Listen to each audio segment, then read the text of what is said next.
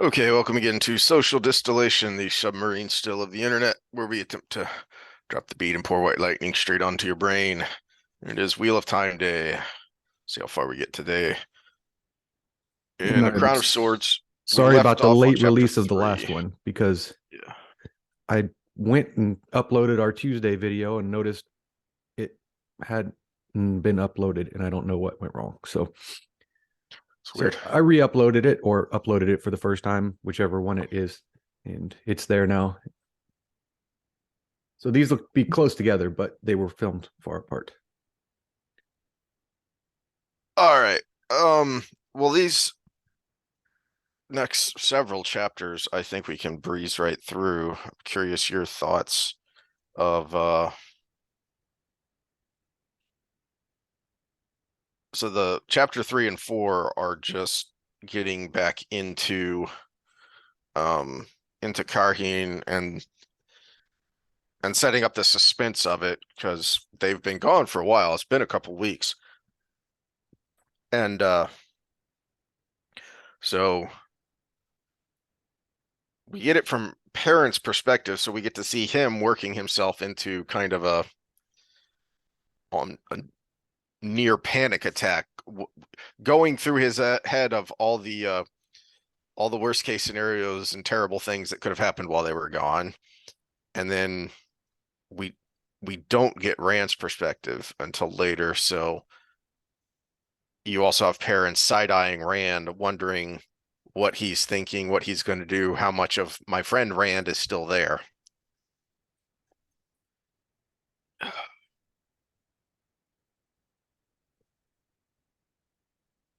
So to me, On top of that, it's really the definition of anxiety because he's putting the worst possible because he still hasn't truly been exposed to the game of houses like Rand has. He's lorded it for a little bit, but with Two Rivers mhm, people, it's a mhm, completely different game. yeah. Uh, and when he actually did meet Fancy Pants people, they were his in-laws, and he was just being himself. And even they don't really play the game of houses because they're Borderlanders.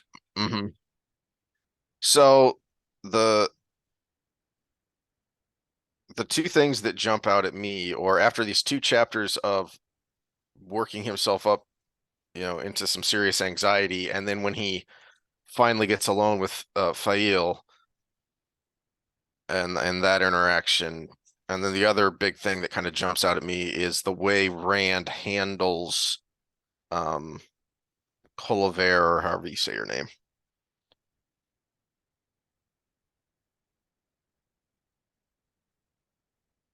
Um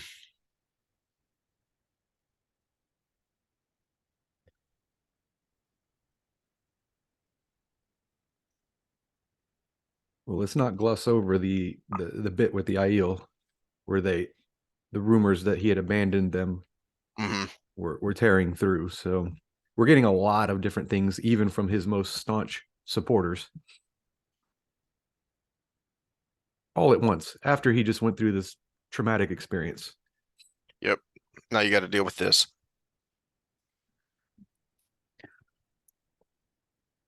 I feel like uh so where is it? Chapter 5 is when he passes sentence on Coliver. And I feel like this is one of those instances where in in trying to do the right thing, he makes things worse. Because he can't bring himself to sentence a woman to death, even though she super deserves it. Mm-hmm. Um, so he comes up with this other idea that I think probably makes things worse because a decisive sentence of death, which everyone expected, would set a different kind of example than stripping her of her titles and sending her to a farm.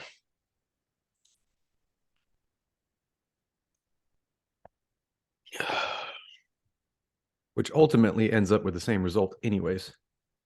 hmm Or men, but we'll get there in a bit. Yeah. Um, but it also, I think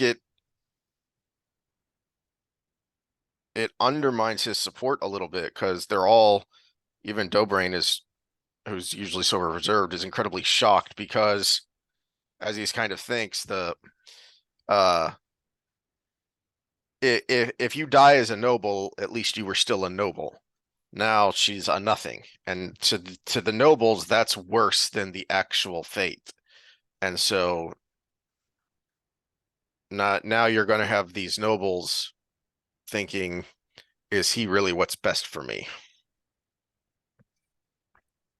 Or at any moment, could he strip me of my lands and titles? Which is worse than death as far as I'm concerned.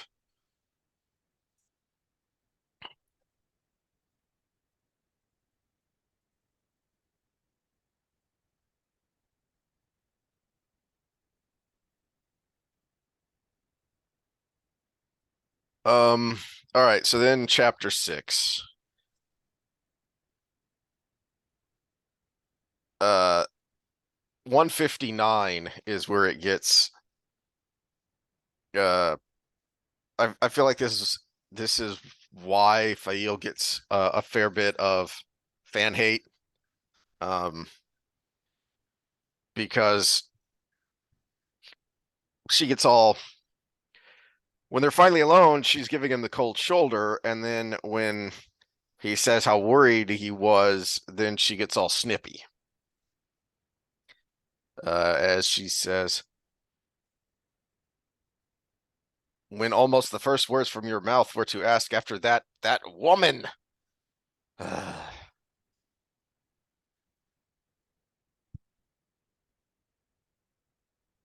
When we know from her own point of view that she knows that he's not that kind of guy. Mm-hmm. That she's used to when it comes to dealing with nobles, who feel like they can do whatever they want with whomever they want. But she's still gonna go a little nuts, uh, and force him to have to defend himself after spending days working himself into a panic attack. Remember the quote from Jack Nicholson? How do you write women so well? Well, I just take a I take a man man. and I take away reason and accountability. No, but Jordan was much better about it than that. I would sure, I'm 100% sure it would be because of Harriet's input. Like, no, you're way off base, or oh no, you got this one right. That he was able to do it a little bit better. And we still don't know the extent to which she helped write. He always said it was almost like a 50-50 partnership. But yeah, you got to admit, ladies, you do tend to get possessive like that. For good reason. Go back to Sexy Time with Sam episodes. The last one we did. Why are women jealous? Episode 153. Why do men get jealous? Why do women get jealous? It also turns off the reason part of your brain. So if you can take away reason here and still be within biological rights for men and women. Page 161. He was too stunned for words, too stunned even to gape. Rand understood women, Matt understood women, but Perrin knew he never would. She was always as much Kingfisher as Falcon, changing directions faster than he could think. Yet this, and you add to that his sense of smell, so you have an added dimension that Perrin can sense, even to a degree, your fail and other people's subconscious attitude, because that would be your scent. That would be whatever pheromones you're giving off based on, the witchcraft going on in your brain, based off of what the emotions you're feeling. So, the comment about the Kingfisher is especially apt for him because it's not just the tone of her voice and the look in her eye that normal people would get, but he can actually smell that switch has been turned and that she really means it. But it drives him bananas because it's crazy. Um, I do find this interesting as well because I feel like there's a different dynamic there for men and women. Bottom of page 161. As for you lying down on my grave, she went on, if you do, my soul will haunt yours, I promise you. You will mourn me a decent time, and then you'll find yourself another wife. Someone I'd approve of, I hope. You really aren't fit to take care of yourself, you know. Yeah, but this is the important part of the dynamic. You just back up a little bit. Is when he still was professing his love and saying stupid things like "I would lie on your grave till I Hmm. die," but he stood his ground and was forceful about it. He was like, "Look here, Hmm. woman." Hmm. If you put it in redneck terms, he was like, "No, this is the way it is. Quit putting words in my mouth." And he finally put his foot down, and we've gotten over the last everything but book 5 that he wasn't in, that's what she wants in a man. And Hmm. then we get reinforcement of that with Bashir and his wife.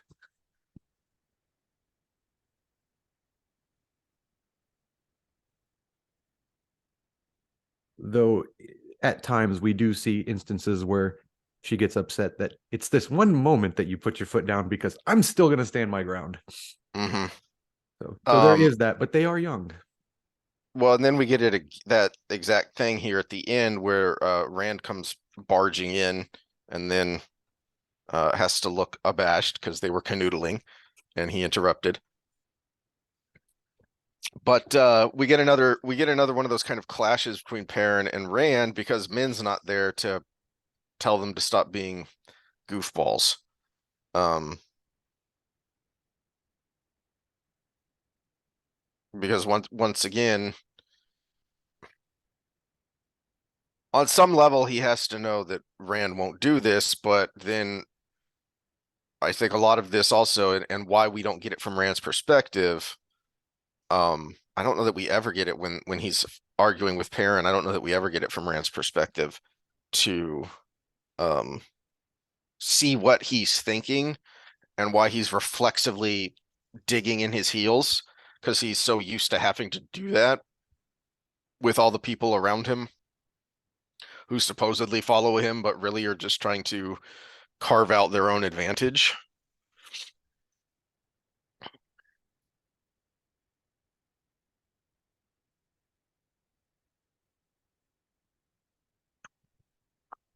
Yeah. So that's 163, 164. And then when he leaves, Fael gets a little weak in the knees because her husband was being manly and standing up to Rand.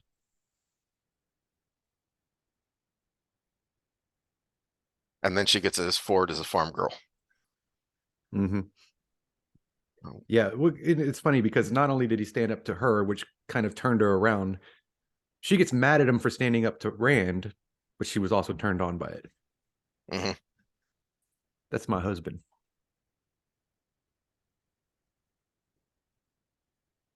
Um, and then we finally get back to Rand and all the craziness going on in his head.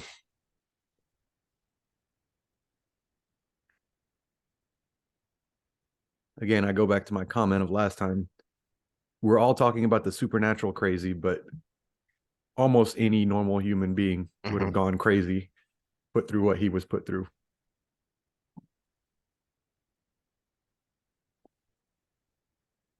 Yeah, and so 167 is uh is the craziness in his head. Oh yeah, here we go. We do get him thinking about it after the fact. So the bottom of 166 is Rand thinking here. Why was Perrin so vehement about the Aes Sedai? He had been a long time with Karuna and her companions on the road to Dumai's wells. Could Aes Sedai really do with him what everybody feared? Aes Sedai shook his head without being aware. Never again, never. To trust was to be betrayed. Trust was pain. He tried to push that thought away. It came a little too close to raving. Nobody could live without giving trust somewhere, just not to Aes Sedai. Mat, Perrin, if he could not trust them, men, never a thought of not trusting men. He wished she were here with him instead of snuggled in bed. All those days of prisoner, blah, blah, blah. So he's looking sideways at everybody because he's assuming conspiracies and colluding against him.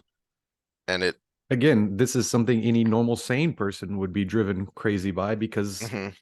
even before the wells, what was happening with the game, And something he's learning post hoc.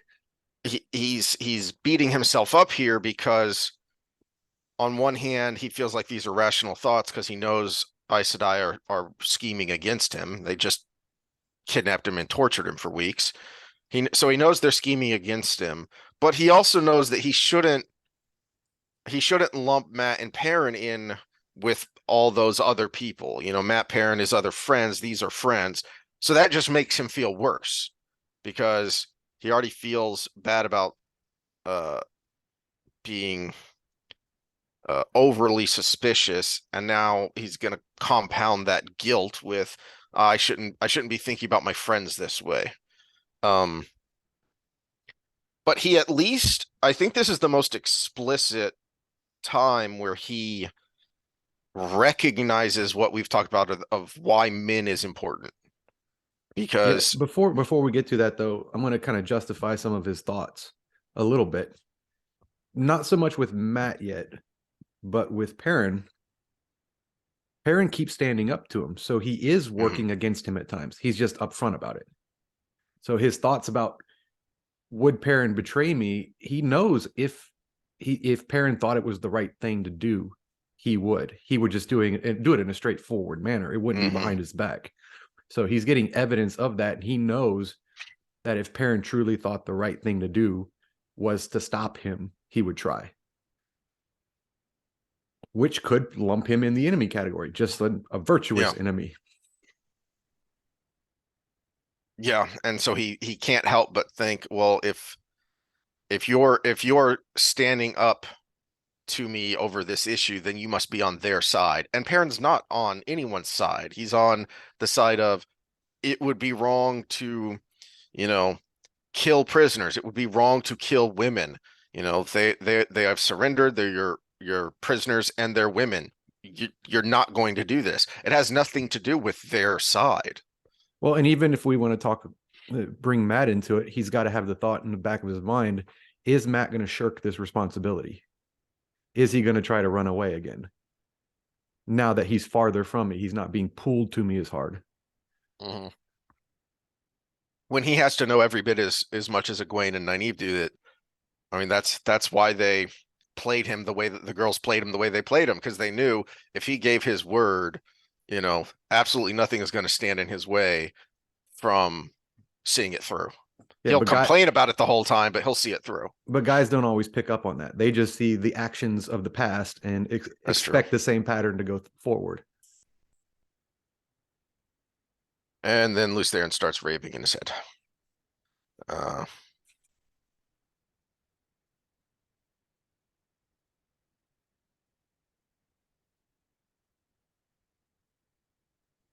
all right, so this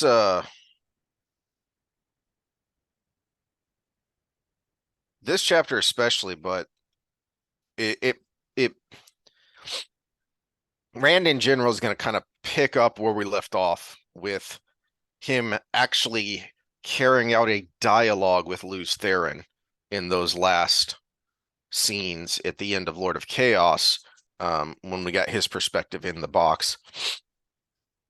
And it's going to pick up, um,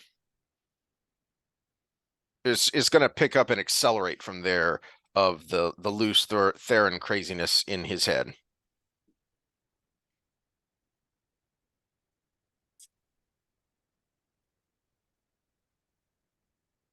Um,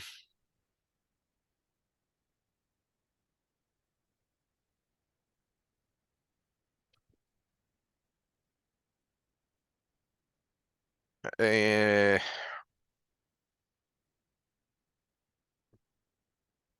I'm not sure.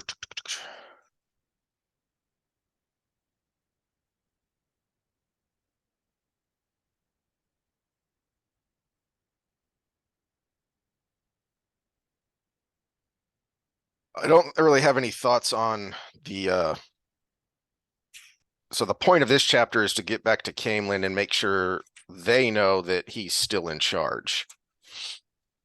And I do like the interaction between Baal and Bashir and the wives as well. Um,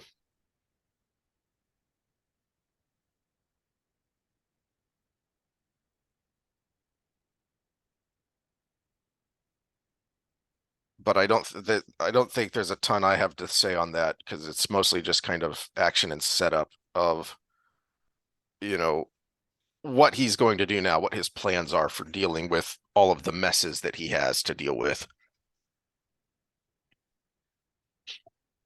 As you do get mention of the um Torm Riatin and Caroline Damodred, Hmm. and they joined up with what's his bucket from Tyr, and now they're so that's the first we get of that, and that just adds to the mess he has to deal with. All right, and then we get on to Scott's favorite character, Egwene. Uh, let's pause for a second. I need some more water because my throat is angry, and we'll see if we can get all the way through the chicks. Okay. All right, so several chapters on Egwene here that I think we can kind of smoosh together before we get to what I really wanted to get to, which is chapter 12, before we stop. But 8, 9, 10, when I said a while back that I think Egwene may have the best character arc through the series, this is kind of what I meant here. These chapters I think are good illustrations of what I'm talking about. It's not that I like her the most as a character, it's the beats that her particular individual story take and the way it's written. Um, Setting aside the Godwin stuff, because as we've complained about, the Godwin stuff's a mess, but the political intrigue and the way she navigates it and the things she has to overcome uh are there's uh there well, first of all, there are high stakes to it. It's something that's high stakes. Getting the White Tower together and focused on the last battle rather than going on as business as usual. Those are high stakes. And then you also have significant obstacles to overcome because they do want to keep going on as business as usual because they've been running the world for 3,000 years. So she's got a lot to overcome. Well, the only thing, so when we look at the what we've talked about, her story arc being parallel to Rand, uh, just the female version of it, I think Rand's arc is so much more fleshed out because she realistically only has to deal with the female version of adversary. All men in her story arc are subservient in some way, shape, or form.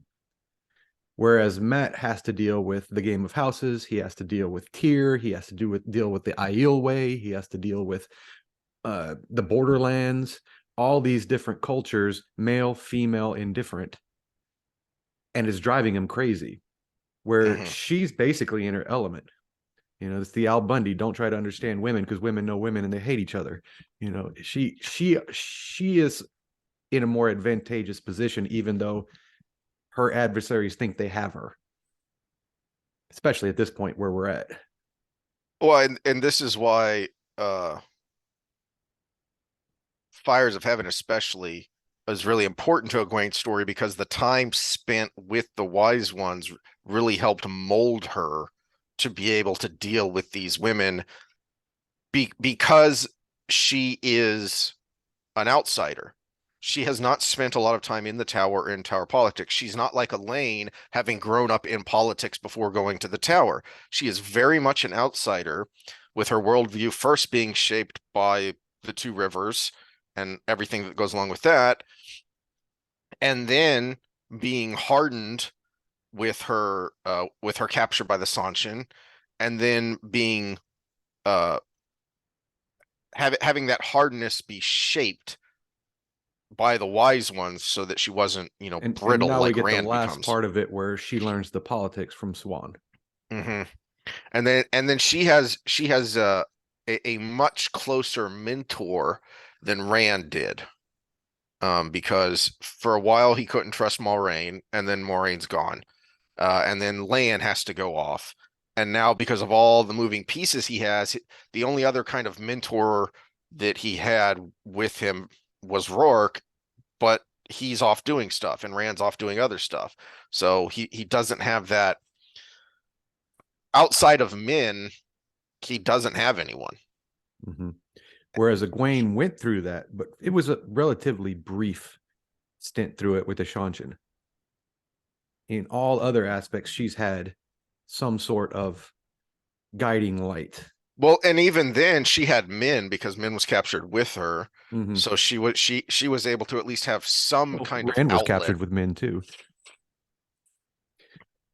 Yeah, but he didn't have an outlet there. His only outlet Yeah, was it the was crazy killing a voice in warder his with his head. bare hands. That was his Yeah. only outlet. Yeah, and then during his confinement, the only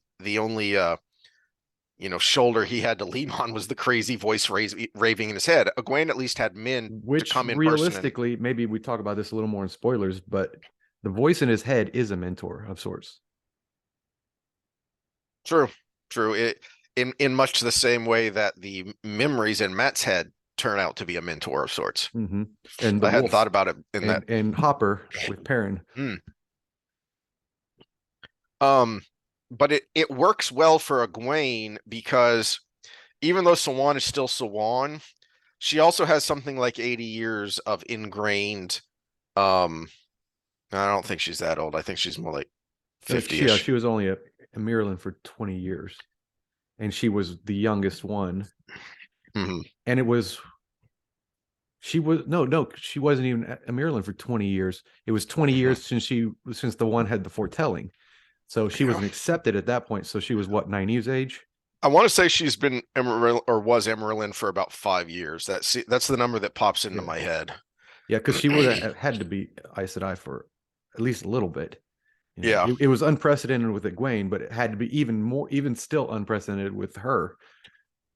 But because she has that ingrained in her, even though Egwene kind of has to call her on the carpet a few times, she also kind of seamlessly fits into that role because she's used to it. She's used to having to defer to people who are stronger in the power, or even she didn't have to defer a lot because she was the queen bee, but the concept of reflexively deferring to someone who's stronger than you, she's it's already got ingrained in her, and losing her strength didn't make her fight that system. It just made her know she had to act differently. Yes. She immediately switched to, I know I'm not strong, but I can do this and this and this. But I can still scheme. I can. And actually, I still have, yeah. I would say even more so. She instinctively switched to, I'm going to use this weakness as a strength. Mm-hmm. And you get that in these 3 chapters. You also get Jordan has a really good way of giving you a sense that time has passed without having to throw up on the screen 3 months later. You just get a sense that time has passed, that Egwene and Siuan and her other confidants have been working behind the scenes, making what progress they could with the Saladar Aes Sedai. Well, and I think that's part of one of the complaints about the show, and all shows nowadays, is a seasoned fantasy audience. Time passes in these things because they have to take a wagon from one side of the country to the other, or at best a horse alone, or horses to switch out. It's going to take months to get to trade, and you take that as an assumption as you're reading these things. Whereas the modern audience, I just went from watching Friends to watching Wheel of Time. They don't look in, how did he learn all this? And then, we need to put 3 months later on this.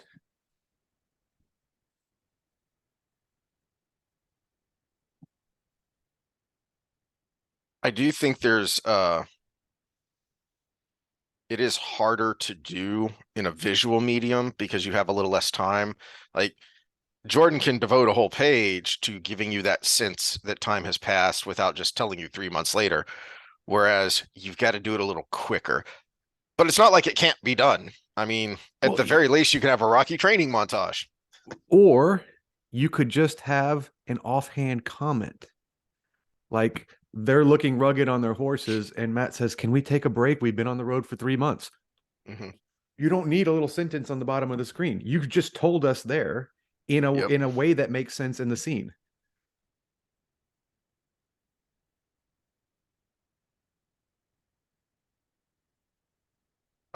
Here, okay, so in chapter 11 we get some of that too, because this is where they trap Myril, so to speak. And so you get that sense that she's been up to something. They've been keeping an eye on her and for a bit to figure out what is she up to and what's going on here. Um, and I like the way she snarkily deals with Ramonda and Lelaine of, well, when you two figure out what you want me to do about it, let me know, and then stomps off. Um,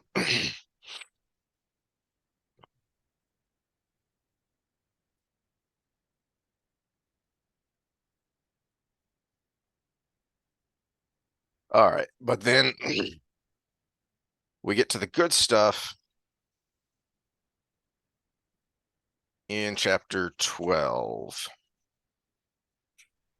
Blah, blah, blah, blah, blah. Where is it? So, Brian.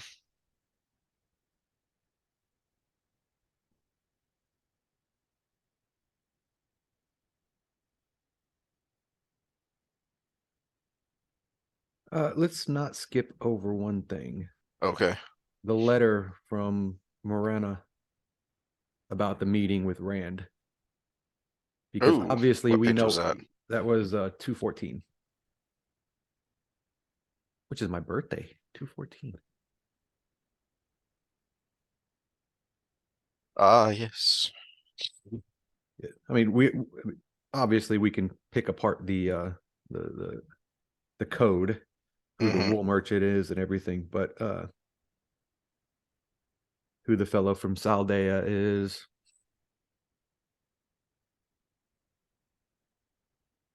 Mm-hmm. But obviously, this letter was written before the events of the end of the last book and the beginning of Mm-hmm. this book. So we all know what happened, and we're looking at this from the perspective of, again, passage of time. The best this would have gotten was a pigeon, right? The fastest this would have gotten there, and they're going to be reactionary to this letter when so much has happened between when this letter Mm-hmm. and the actual events happened. Yeah, and as Egwene is thinking, they're making their plans based on optimism, as Egwene's thinking about how Sheriam was emphasized the good news, and Egwene is thinking that they're seeing what they want to see because uh where is it? 215 is she's thinking Rand courteous. She had seen his first meeting with Corin Sal, the Elida's emissary. Overbearing summed it up nicely. Why should he be different with Marana? So she knows his character. She and Nynaeve have told the other Aes Sedai about his character, both who he was, where he came from, and kind of who he is now that he has this role as emperor. Mm-hmm. And they should know a little better, but Rand is good at showing them what they want to see. And that's what he's done here. Well, and she also makes a relatively wise comment in her own head, of course, that they thought him afraid, and that was good. And she's like, fear makes men dangerous, which is Mm-hmm. true. We've talked about these in our social episodes about, the anxiety and fear is right there by the aggression center of the brain. And that's actually in the wild a good thing. But when you're trying to, play politics, a little bit too reactionary. Mm-hmm. Well, it ties in with where we were a second ago to where we're gonna end this, which is uh Egwene and Siuan discovering exactly what Myril's been up to, and uh as Egwene thinks and as she mutters with Siuan for a little bit that they don't know exactly what's going on. They just know she's up to something that's probably no good because she's going to a lot of links to keep it quiet. And so So at the bottom of 286 is I think Siuan's way will offer even more interesting sights, don't you? Egwene said, turning to Ishar, and Myril seemed to fold in on herself. Come along. You know everything, don't you? Myril muttered unsteadily as they rode toward the leaning hills. No, not really, but you're seeing what you want to see, and Egwene is able to play off of that because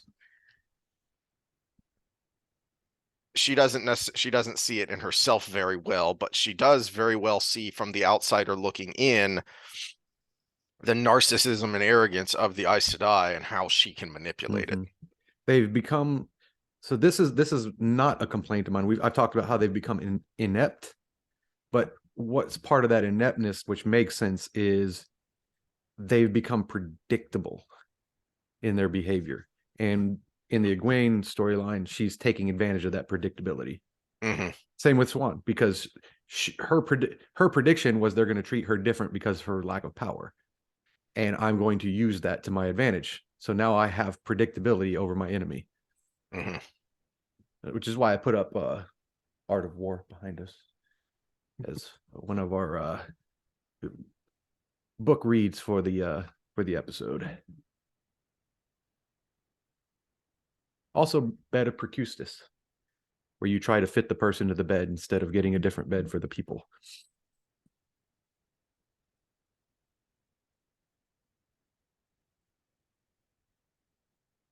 All right.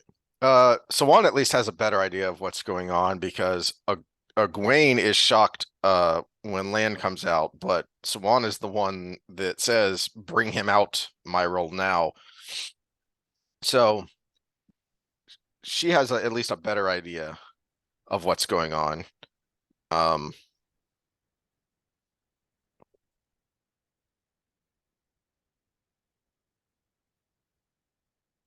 I'm not sure the parallel between Egwene's story and Rand's story I'd never really considered as much before we started doing this reread, and it makes the swearing of fealty here make more sense, but also feel a little contrived. Because it is a very odd thing to just do.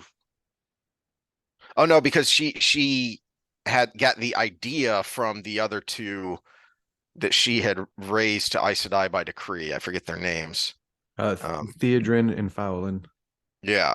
That they had done it to prove to her that they can be trusted, and they want to help because they don't really like the situation and the way the Aes Sedai act any more than she does. Well, and when you're dealing with the manipulations, again, predictable, right? If they're not black, there's the caveat with it, right? If they're not black, this is the perfect way to make sure they cannot scheme behind your back, which they're master schemers without lying, but you make them have to break an oath in order to do so. The monkey in that wrench is if they're black, you've done nothing except get confidence in your own decision. Yeah.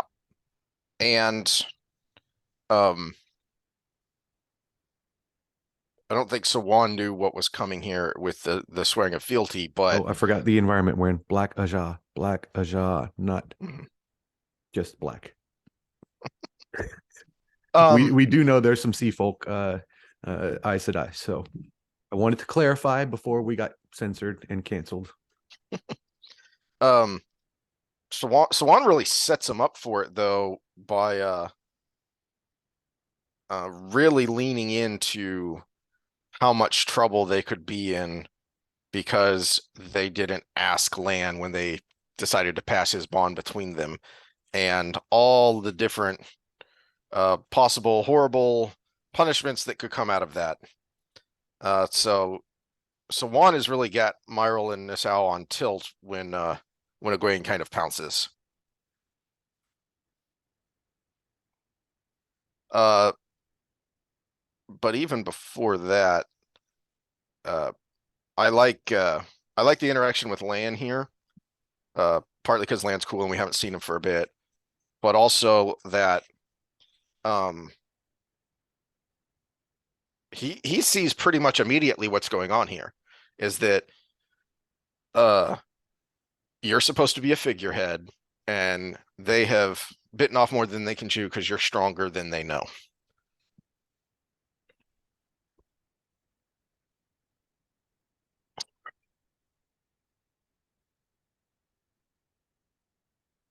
Um.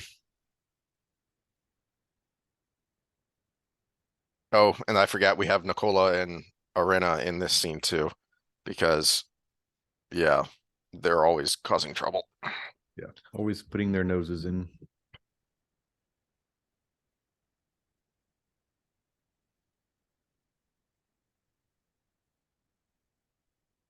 Um.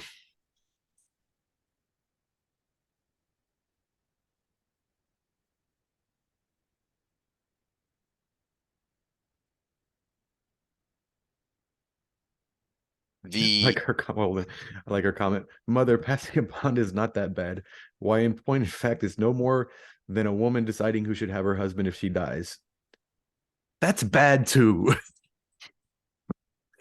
That is actually equally as bad. yeah. Uh, but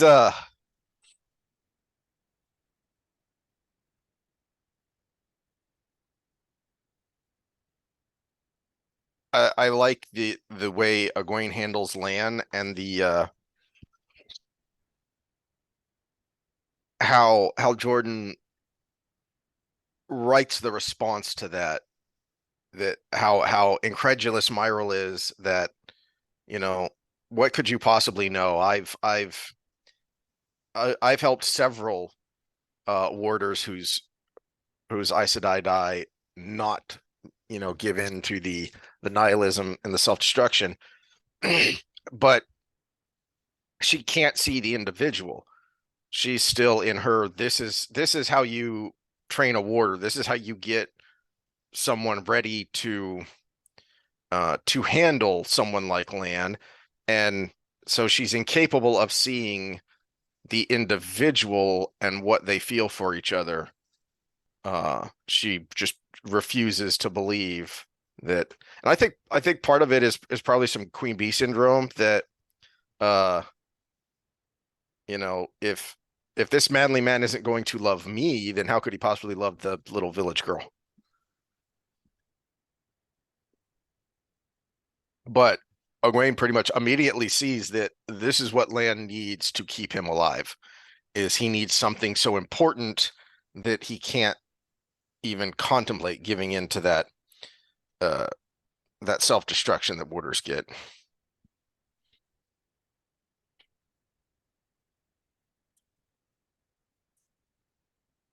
All right. Did you have any more thoughts on this chapter? No, no. And then uh we get some more political intrigue, and then Halima shows up to help rub away her pain. Giggity.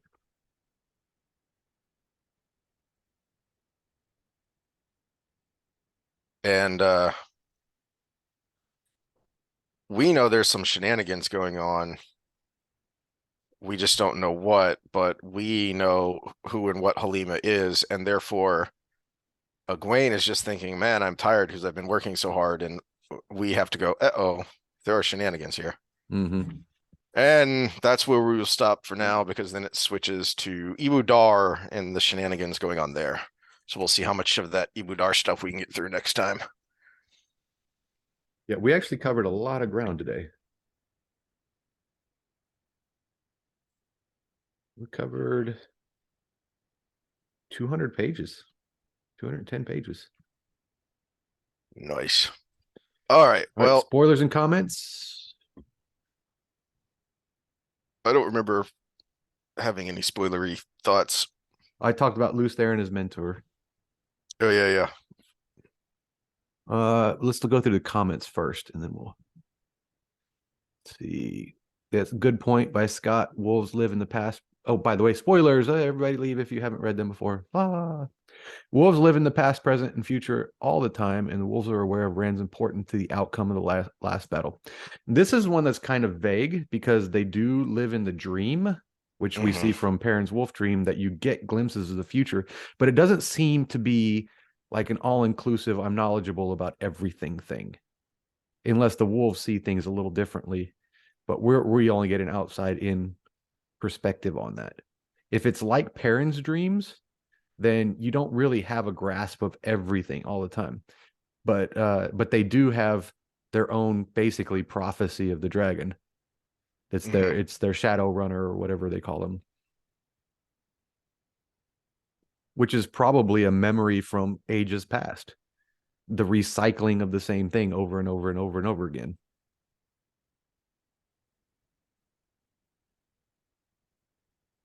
And also great point because we talked about basically the uselessness of some of the Dark One's actions, but Ishii is the one that hacked the code that if you turn him, you Hmm. win, versus if you kill him or try to kill him, I should say. Yeah, and we see that all the way up to the very end of the series. Yeah, That's what they are. That's what they are working towards all the way to the very end of the series, to such an extent that the the Dark One is willing to sacrifice one of its um most valuable assets in order to turn Rand. which one was that? Uh, Simmerhosh. Okay, that's what I was thinking, but Yeah. I'd only read that one once. Uh, but the problem with the plan was only person that had figured it out was Ishii, Hmm. and even the direct contacts there was no explicit instruction like, no, this is the plan because it's the only way I win. Hmm. Which, I mean, from a leadership standpoint, maybe you don't want to show that weakness, but that the chaos was what allowed a lot of things to happen, which is why we were on this subject. But also, the chaos is what caused the plan to not work. Yep.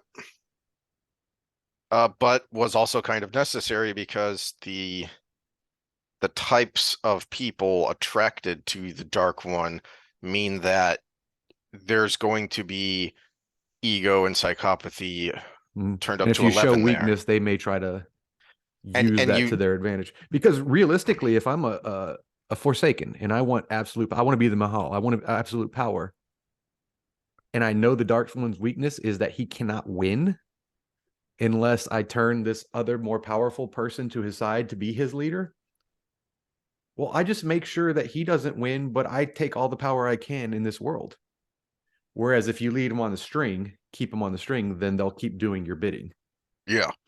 Yeah, and that they actually think about this. I think Lanfear even talks about this in some of her scenes in the early books that the other Forsaken are worried that the Dark One is going to put the dragon above them if he turns them. So that's why, you know, they don't get to know everything.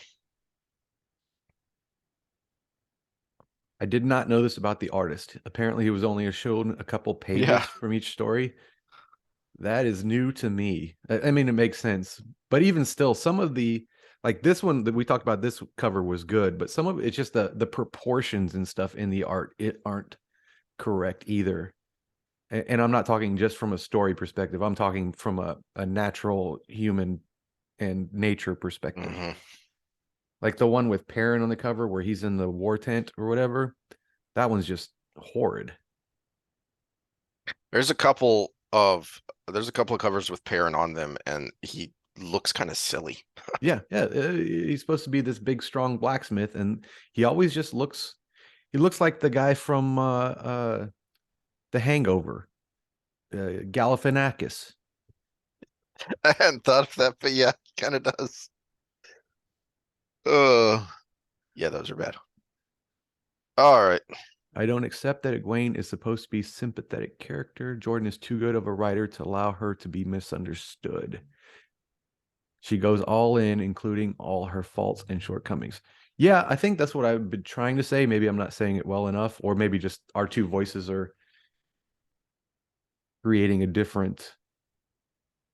Yeah, she's never. I in the entire series, even from book one, I never get the vibe of you should be sympathetic towards her, except for the Shanshan when she was captured, except for that part of the book.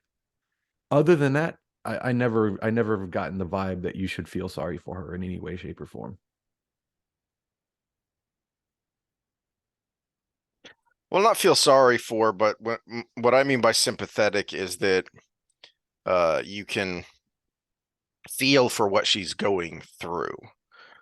Even if um I mean, I do think she's supposed to be an appealing character, but she's supposed to, as you've been saying, her story mirrors Rand's, and Rand is very unlikable for long stretches of the book. Mm-hmm. Yeah, You this know, is true. you do sympathize with him because boy, does he go through some crap. But you also get annoyed at how he acts sometimes. And he was the same way early on. She's so stubborn and bossy that she can really be hard to like. But overall, as you get to know her more and see where she's coming from, then she becomes a more likable character.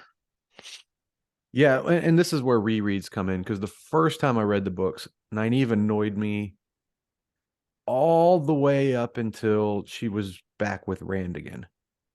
And then she started to kind of be a little, a little better and to me more important to the story. But the reread, I saw that part of it at the beginning now, and then I'm like, well, yeah, she was 20 something years old dealing with the women's and men's circle. She's doing this. She only had a dad. She didn't have a mom. She all of these things that played into it, and maybe just me being older and more mature as Mm-hmm. well. And realistically, as us guys, we have to be like 10 years older than a girl to understand them. So maybe that has helped as well. But again, refer back to episode 153, Sexy Time with Sam. We talk about age differences and how that might be the cure to some of our modern problems. Mm-hmm. Yeah, I think it really could be. All right, well, that's all I got. I didn't have any other spoiler ideas or any other thoughts on the comments. Yeah, you didn't have any other Luz Theron as mentor comments. I, Um, I have one comment on this, and this is where, again, I can see how it'd be hard to show in the show, but where the book's the advantage, it's the concept of you'll have it when you need it versus I actually have this supernatural voice in my head that is giving me information that I need mhm. to do the things I need to do in the times I need them, even though I'm a very young man that has no experience. It's less contrived because we have a whole world where reincarnation is a thing, the world of Mhm. dreams is a hub, and all of this information can be passed. Again, Hopper is the mentor. Mhm. The memories in Matt's head are the. It's not necessarily a mentor, but it's the basis for his personality being able to make use of it. And then with Rand, I don't know what I'm doing, but I can make balefire. Probably the most complicated weave you can make because it's so damning. But because Lews Therin knew how to make balefire. Lews Therin was afraid of it, but he knew how to do it. Mhm. But he's not getting because Lews Therin is literally crazy. He's Rand getting it isn't. in fits and spurts. He's not getting it as a I'm going to teach you this Mhm. thing. and, But and also he has had it in moments where we see the voice where it was like, this is going on. I need to do this. Oh, Ilyana. Oh, da, da, da. And then he would do something that would have been appropriate for the time. but he's getting the technique. He's not getting any of the other mentorship that goes along with it because Lews Therin is crazy. But we see that with the other two as well, because Perrin, before Hopper is even dead and appears in his dreams, is doing things from a wolf instinct that allows Mhm. him to be badass in battle, even though he's a kid right off the farm. So the inner wolf came out, which was instinctual. That's just ingrained knowledge. Matt, he had the memories and he had no clue what they were. But when he would go into the tent with Rourke and Bale and all of them, he wasn't remembering a specific thing and then making a battle plan. He was seeing this thing, and because it was a part of his brain at that point, he was able to maneuver the pieces.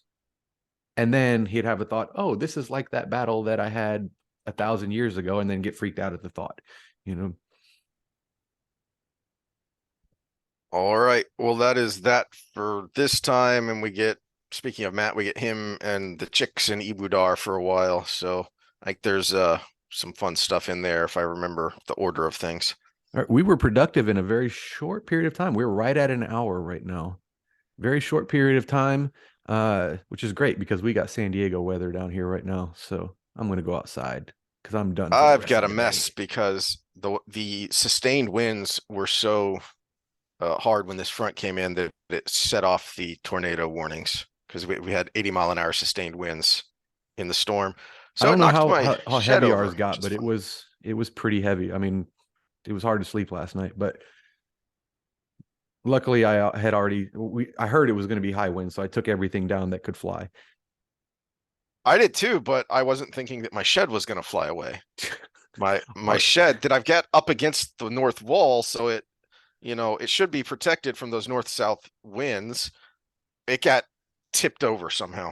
So now I well, I got don't know if to you I saw messed up ours when we get the clean up. fishing stuff off. I got cables going over the top and bolted into the ground with that screwy thing. So Yeah, I'm gonna have to do that. So that'll be a fun Friday for me. All right, well, we will see y'all's next time. see you next time.